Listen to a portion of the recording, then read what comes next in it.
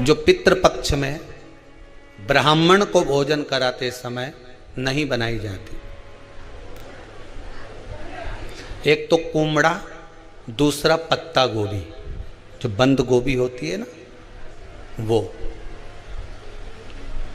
बंद गोभी जो होती है ना पत्ता पत्ता वाली, उसकी भी सब्जी पितरों के ब्राह्मण अगर भोजन करता है तो उसमें नहीं बनाई जाती। एक कुमड़ा, ये जो पेठा बनता है ना कुमड़ा का, ये भी श्राद्ध पक्ष में नहीं खिलाया जाता। महाराज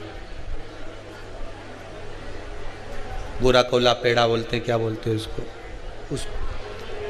श्राद्ध पक्ष में उसको भोजन में नहीं दिया जाता। ब्राह्मण के भोजन, महाराज ब्राह्मण के भोजन में श्राद्ध पक्ष में सबसे ज्यादा जरूरी है दूध की खीर, दूसरा तुरई या गिलकी का भोजन, या तो सब्जी बनाओ या भजिया बनाओ, कुछ भी बनाओ। तीसरा मांस की दाल का भोजन, उड़द की दाल का भोजन। उड़द की दाल का या तो दही बड़ा बना लो, इमरती बना लो, या फिर बड़ा बना लो, या पकोड़ा बना लो, पर उसका भोजन होना जरूरी है।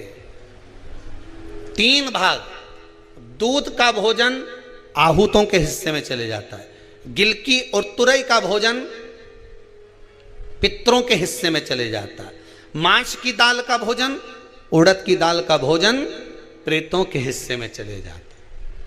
इसलिए ये 3 भाग का भोजन ब्राह्मण जब श्राद्ध पक्ष का भोजन करे तो उसमें बनाना जरूरी।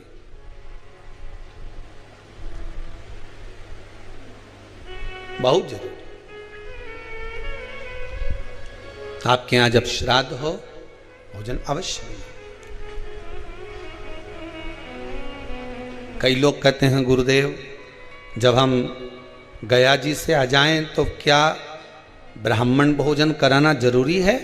क्यों नहीं, कराओ, क्यों नहीं करा? क्या गाय की रोटी निकालना जरूरी है? स्वान की रोटी निकालना जरूरी है? कौवे की रोटी निकालना जरूरी है?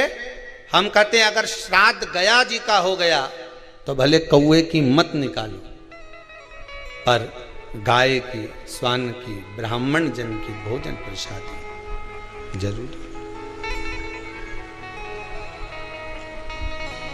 देखिए जब ज्यादा घर में पितृदोष हो ना, ऐसा लगे कि पितृदोष बहुत ज्यादा है, 1 रुपये कमा रहे हैं, 1.25 रुपये खर्च हो रहा है, हाथ में पैसा नहीं टिक रहा, दुकान 4 दिन अच्छी चल रही है, फिर व्यापार डाउन हो जाता है, कोई पैसा लेकर भग गया, नहीं दे रहा, कहीं कर्जा मात्रा बढ़ गई है, ये पितृदोष के लक्षण है कुछ। इसमें